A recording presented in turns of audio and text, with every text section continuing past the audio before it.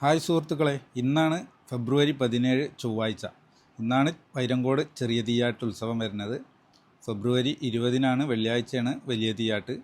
ഇന്ന് ചെറിയ തീയാട്ടിൻ്റെ ഭാഗമായിട്ട് നല്ല തിരക്കാണ് രാവിലെ തന്നെ അമ്പലത്തിൽ. ഒരുപാട് ഭക്തജനങ്ങളാണ് രാവിലെ അമ്പലത്തിലെത്തിയിട്ടുള്ളത്.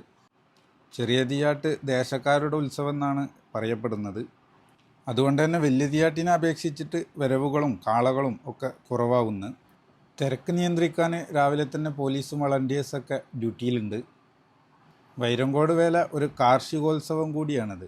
അതുകൊണ്ട് തന്നെ അത്തരത്തിലുള്ള കുറേ കച്ചവടക്കാർ ഇവിടെ എത്തിയിട്ടുണ്ട്. ചൊവ്വാഴ്ച ആയതുകൊണ്ട് തന്നെ കുറച്ച് കുറവാണ്. വെള്ളിയാഴ്ച ഇതിലും കൂടുതൽ കച്ചവടക്കാരും കാര്യങ്ങളൊക്കെ ഇവിടെ സെറ്റാവും.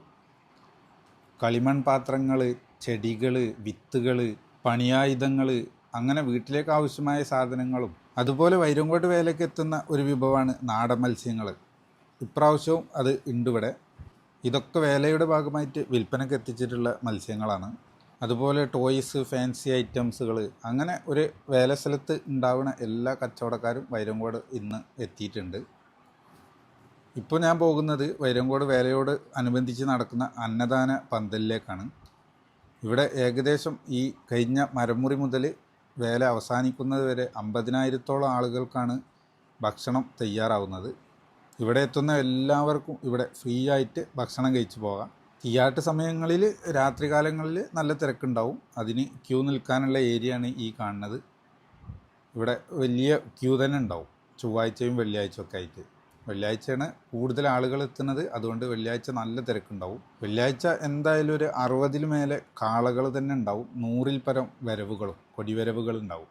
പിന്നെ വൈരങ്കോട് വേലയുടെ മാത്രം പ്രത്യേകതയാണ് കാട്ടാളന്മാർ. നമ്മളെ നാട്ടിൽ അധികം ഞാൻ കണ്ടിട്ടില്ല മറ്റ് അമ്പലങ്ങളിലൊന്നും. ഇനി വേറെ എവിടെയെങ്കിലും ഉണ്ടോയെന്ന് എനിക്കറിയില്ല.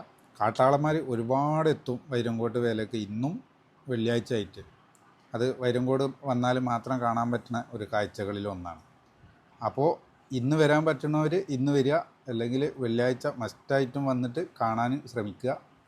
മലപ്പുറം ജില്ലയിൽ തന്നെ ഇത്രയും വലിയൊരു ഉത്സവം വേറെ ഉണ്ടോയെന്ന് അറിയില്ല. അത്രയും ഇണപ്പൊയ് കാളകളൊക്കെ നേരിട്ട് കാണണമെന്നുണ്ടെങ്കിൽ വെള്ളിയാഴ്ച വന്നോളൂ. ഇന്ന് ഏകദേശം 10-നടുത്ത് കാളകളൊക്കെ ഉണ്ടാവാൻ സാധ്യതയുള്ളൂ.